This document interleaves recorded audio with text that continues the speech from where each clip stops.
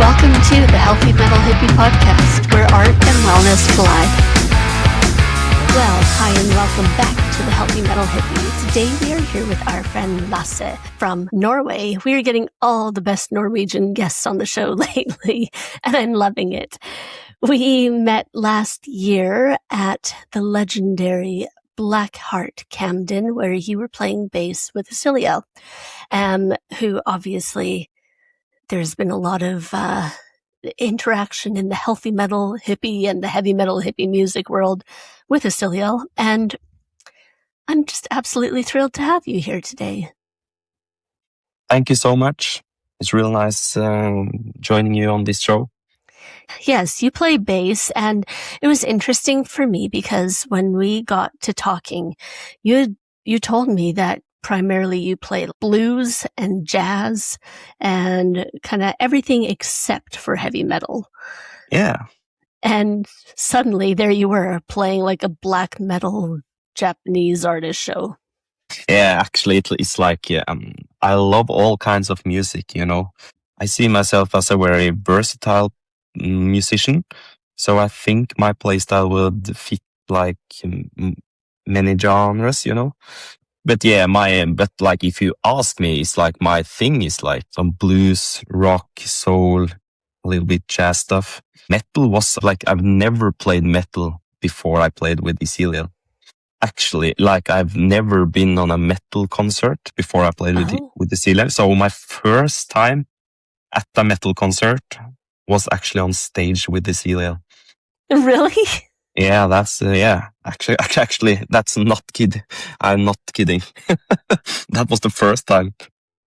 I had no idea about that. So that's really interesting. So it's like, yeah, my first metal show was the one I played at. Crazy. Yeah, really? Yeah. I really love that though. Has that experience, because you were on the whole tour last year with Isiliel, right?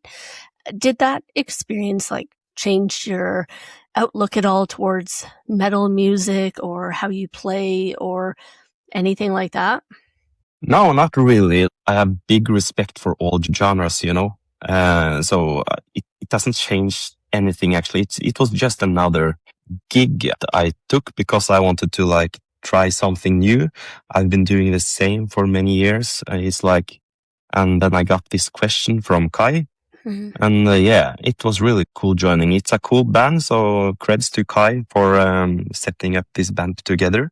Really, and it has been like a nice experience to play metal and meeting hardcore metal musicians that know the genre.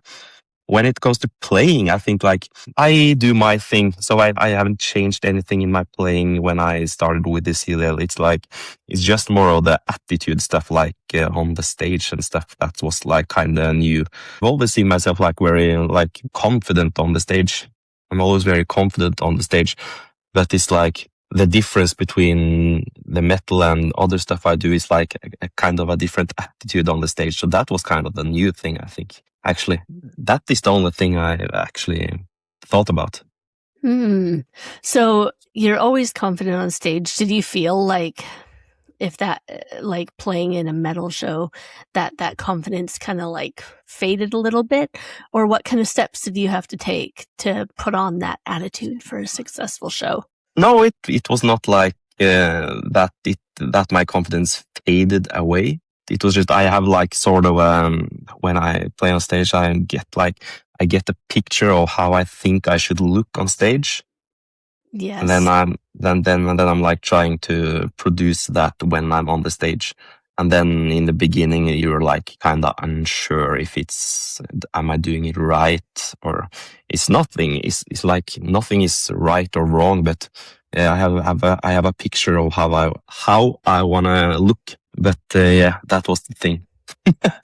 But it hasn't changed everything. It didn't fade or anything. I just try and fail and just try and like finding my own stage attitude, you know. Yeah, that is the whole thing. I think it's a really big key though, is finding what your stage presence looks like to you in all kinds of different areas, right? Whether you're playing a metal show or a blues or a rock show or whatever it is. Yeah. And you're right. You show up differently, but in a sense, you show up as you all the time. It's just different versions of you. Yeah, actually, it's like different characters. Yeah, it is. But yeah, the most interesting thing is like, I hear so many musicians like talking about, to play that, you need to do, you play this way and this way. And yeah, that's right. You have different tone choices, When I when on the first Isiliel gig, I'm having this blues language in my playing, and I use that on the first gig. And then you find out that, now that don't work really well. You need to experiment with the tone choices. I think if you are talking about tone and things like that, in addition to like we're talking about your stage presence and everything, finding your tone is what sets you apart too, as you, right? And obviously it's tweaked in different ways, but you listen to like all kinds of different guitarists or any musicians, but they'll have developed that distinct style that you can go, this sounds like so-and-so, or this sounds like so-and-so. Yes. And no matter what, you could play everything note for note, but you don't replicate it. You don't. Yeah, right. Yeah. You've clearly done a good job. Absolutely. And that's the thing, when I talked about in the beginning, I'm feeling myself like a very versatile musician that can fit into many genres. I think overall, I try to develop that sound that can fit into any genre, but still sound like me, Yeah. Oh, I love that so much. Yeah. So I don't, so I don't want to adapt to one genre. Yeah, of course I adapt. I want to play the right style in that kind of music I play, but I want it to be me regardless of what genre I'm in, When did you start playing bass, and was it always bass? Have you played anything different or? Yeah, I started out when I was 9 years old playing in a marching band. Yeah, I played the tuba. And when I was 15, I was very interested in music, but I wanted to try something new. And then the bass was really close to the tuba, it's a bass instrument. So then I started out playing bass when I was 15 years. And then I started out at a music school at high school, I think. In 3 years, played bass there. And then I found out the first year in high school that I wanted to be a musician. So I found out that after high school, I want to study music. So when I got to the third year and my last year, I was on auditions for different music schools to take a bachelor's degree in bass. And then I got in the University of Agder at the popular music department. Then I started out studying music when I was 18. And so we were just talking about your band and and how people, sorry, I'm just going to bring it up first. So your band is called Heigh Chief. Yeah, but right. Many people have been calling it Heigh Chief, which I was going to as well. Yeah, before right. I was corrected. So we're setting the record straight. You heard it here first on the Healthy Metal Hippie. It is Heigh Chief, and I love it. I guess first of all, we'll start current and work our way backwards. So you guys recently put out an album, The Tales of the Once Was, and it came out in January this year in 2026. And I know you guys have had a ton of promo around it and just tons of just getting the hype built up for it. And so I also just learned that this was your 6th album, which kind of blew my mind. I do not have the counting on it, to be honest, but I think it's some kind of I have six albums or something. Yeah. Right now, you guys are planning to go out on tour and things like that, right? Right. Yeah, we have some shows. We're trying to get we're going some days to Germany in April, actually. I'm playing some places there. I'm going to play on a radio show, Deutschlandfunk. So we're gonna record live on a radio show, actually. So that will be really cool in Norderstedt near Hamburg, I think it was. Yeah. So that's the plan. And we're going to play in, I think it was Copenhagen as well. That's really exciting. So that's both happening in April. Yeah, absolutely. Do you want to tell us a little bit about the history then of Heigh Chief? How did it get started? How long have you guys been together? Yeah, then it's back to the music school when I started studying a bachelor, because Mark is one of the band members, wanted to start a blues band. So yeah, so we started out then with me and one drummer called Jonathan, who's still playing with us, and Marcus, and a keyboardist called Audun. So we started playing. I think I'm not sure really, but I think Marcus wanted to start singing himself in that band. But on that time, he found out he didn't want to or something. And then we got with Marcus the year before, had studied with a friend called Björn. And he asked Björn if he wanted to join us playing in a blues band and singing. And he also plays guitar. So then we were like, yeah, five members of the band, and started out playing. This was late 2012, in the beginning of 2013, I think. So we have played together for a long time. And then but Björn lived in Oslo and we lived in Kristiansand. So we didn't play too much. In the summer of 2013, we got asked to play on a blues challenge at the Nordpolen Blues Festival in Norway. It's a big blues festival in Norway. There was a competition. Like if you won, you would tour Norway the year after, and we somehow managed to win that competition.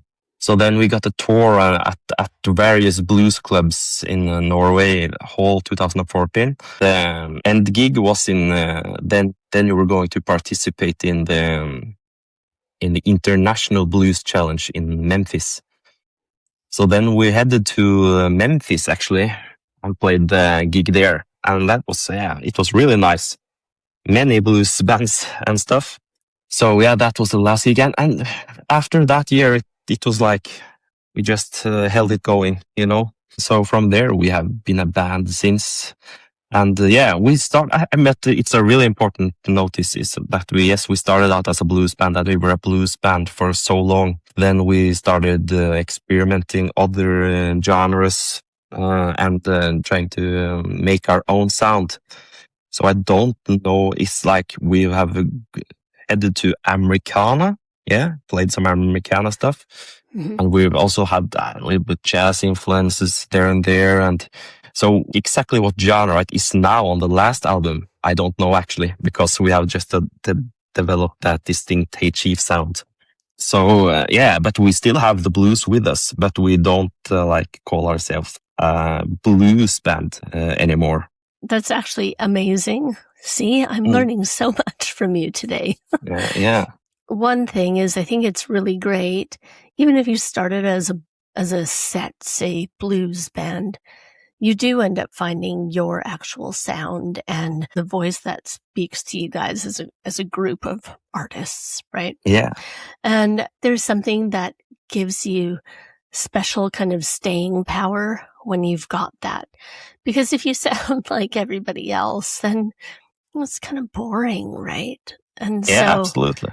So if you can develop that unique thing about you that makes you stand out, something special and something to celebrate. And it's really interesting because to develop a sound in a band takes many years, It takes many years because in the beginning you would if you listen to earlier Heigh Chief albums, you would hear that, we are so many places. It's like, we are in the rock, we're there and there. And you're not, But right now, I think you could see more of a red line, or what you call it. It's more. It's more cohesive now. Yeah. It is, but it's still the same. We are just doing what we think is cool. So you will hear on the new album that it's different stuff, but it's still Heigh Chief all over the line, I know if you've changed your sound a little bit, that's okay. But I think blues is one of those genres that's kind of underestimated and undervalued. I don't think it used to be like that, but I think people don't really realize how much of a following blues still has and how important it is as a genre to as one of those foundational blocks of all music.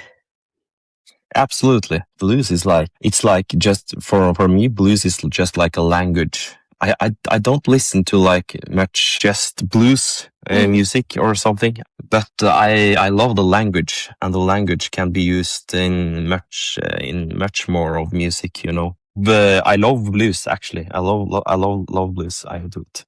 I mean, I would hope so, but Yeah, absolutely.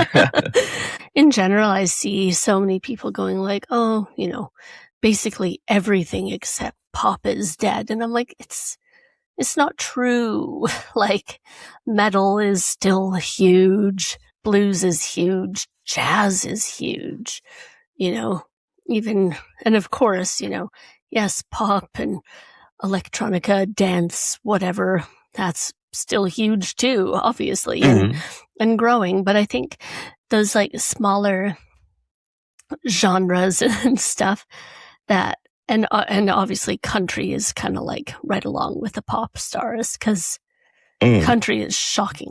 I think people just like forget about these other little genres that exist that make up a really huge part of the music market share too, right?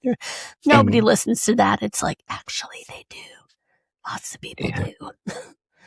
Yeah. If you like count all the people in the world, you will have many listeners in all genres. You know, but it's like pop music and that sort of stuff is like, it's much bigger. Like, or if you are in one country, it's like big. It's a bit big, but like the blues and jazz scene would like be to just tour with jazz and blues in Norway, for example, will be probably a too small country for that genre, you know. But if you like it, then, and it's like for us as well in the Hey Chief, we play in Norway it's very narrow, that genre. So therefore we want to go to other countries, you know.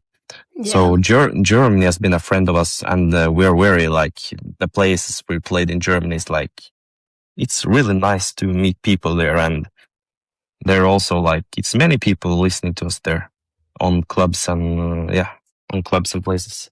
That's so nice. And I mean, if I think about Norway, I wouldn't go, they're definitely known for their blues.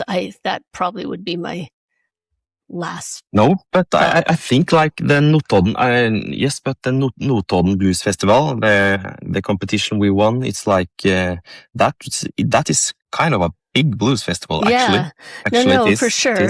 Yeah. But I guess if I think of like, if I had to pick where are blues artists coming out of, I probably wouldn't think that it would be Norway. Just no.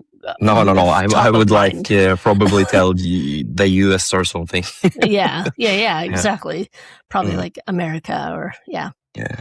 I mean, even here, but still, like in the UK, but still not. Absolutely. And we have some pretty big blues festivals here too. We were actually, when we were in the US, we had time to tour, time for a vacation a little bit. And then we were in Clarksdale. Clarksdale is a city in the US, and it was actually said to be the birthplace of the blues, actually. Really? Yeah, Clarksdale. Yeah. Not like it is in Norway. In Norway, it's like the clubs and stuff in Norway have such high standard according to many other places in the world. The gear and all sort of stuff is like really good in Norway. When you are in Germany, okay, we are touring with a car and with stuff, with own gear in Germany. And we do that as much as possible in Norway as well. But in Norway, you have much more, it's really good gear actually. But in the US, it's like, I was like playing bass in the PA, you know. Yeah. I didn't have a bass amp. I hate saying it, like, doesn't totally surprise me. No. But I think there's a high value of the arts in general in Norway, is just my perception, at least. It's a treasure that must be held and maintained, because so many places are just like, no big deal. And I mean, that's one thing that I noticed drastically living, London area, is we care about art here. And like, cause if I think about my hometown, there's some stuff going on, but it wasn't something that was really nurtured. It wasn't really something that people kind of wanted to see expand or wanted to stay alive, it seems. Yeah. So when you have a place that cares, then it's like, preserve at all costs. It puts value on artists too when you're touring around and you have access to nice equipment and nice facilities, and it makes such a difference. It makes it easier for musicians to go around also, because it's very expensive to carry your own gear everywhere actually. So that's kind of nice with Norway. How is that in England? Like gear on the venues? It depends. It depends on the venue. Okay. Some are like, you're like, holy shit, you have all of this. It's kind of hit and miss though. And so just depends. I loved playing in England though. It was really nice playing at the Black Heart. It's a really cool club.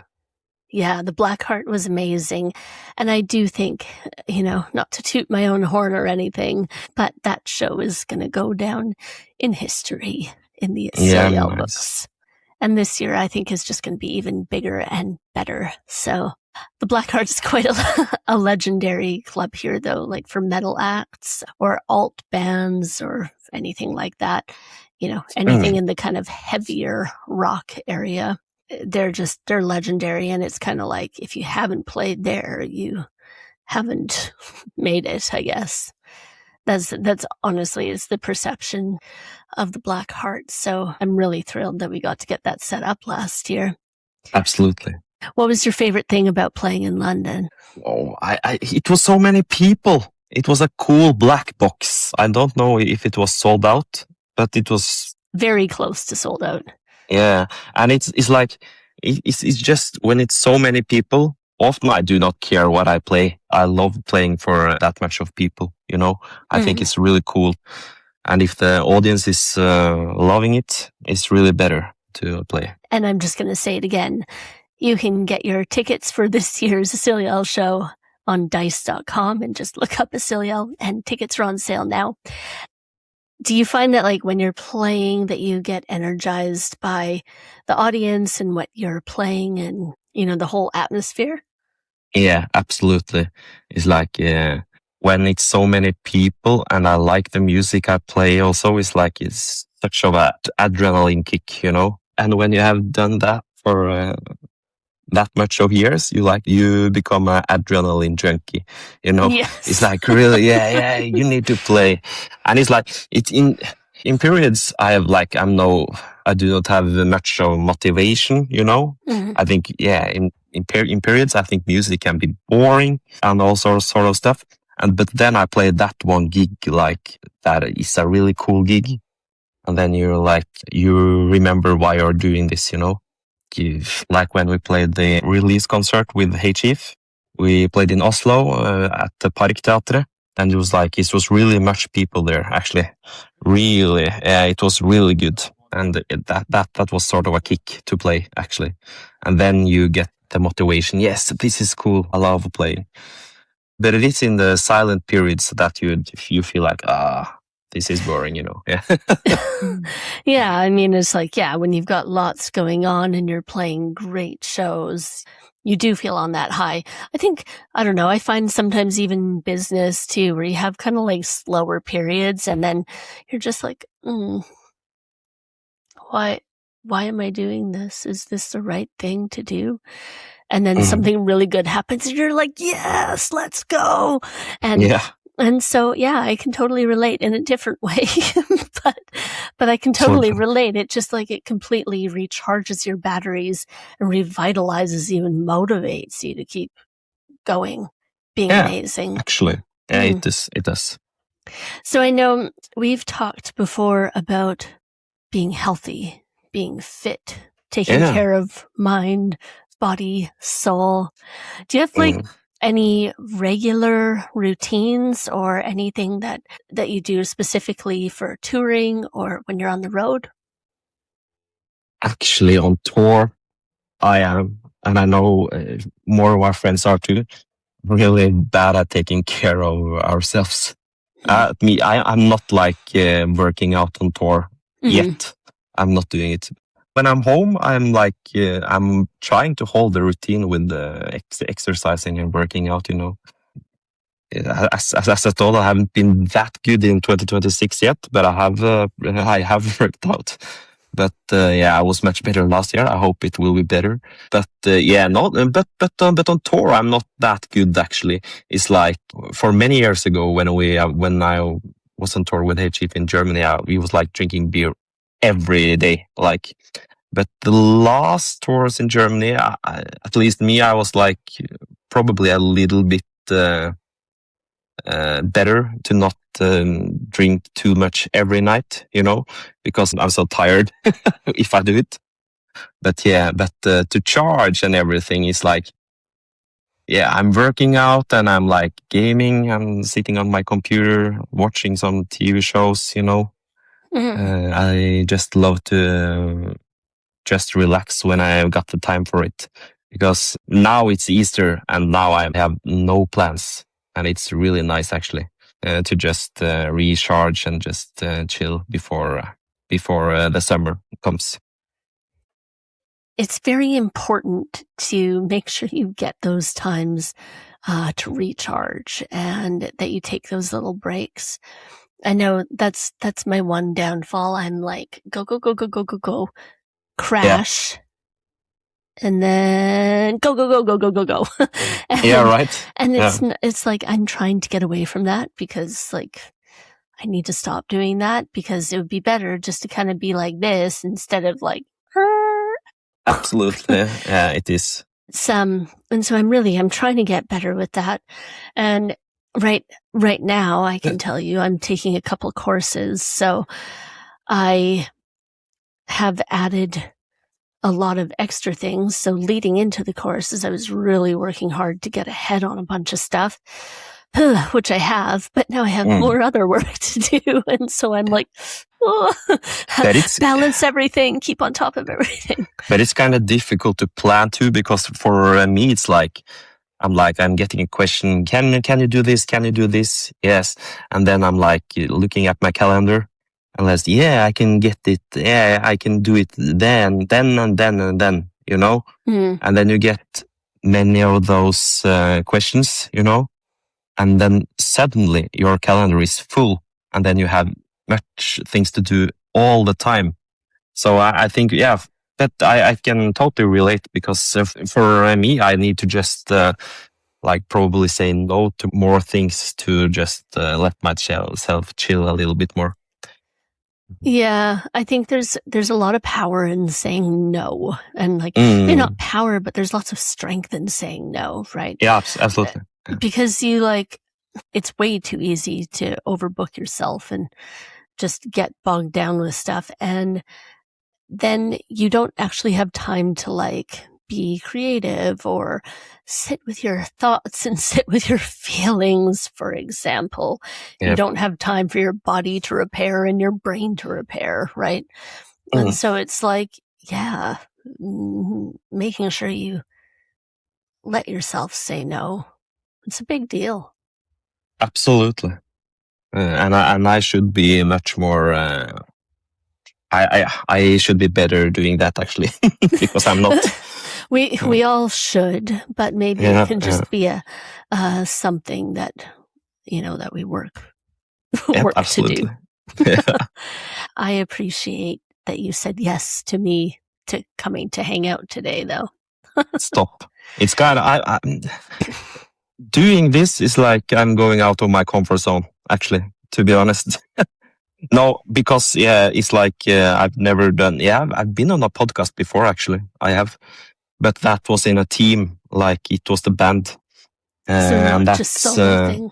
Yeah, no solo thing. So this is kind of new to me, actually. But it's totally okay.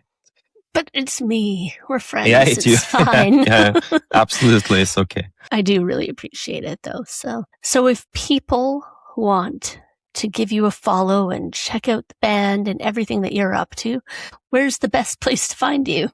Instagram, I think, is the best place. So you can reach me at LASSEEKN on Instagram. Yeah. And is there an Instagram or something for Heigh Chief as well? Yeah, it's Heigh Chief actually. That's perfect. If somebody came to you for advice that was starting out on their musical journey, what advice would you give them? Have fun. that sound like a very like regular answer on that one. But have fun, because if you're starting out on a music journey, you want to have fun.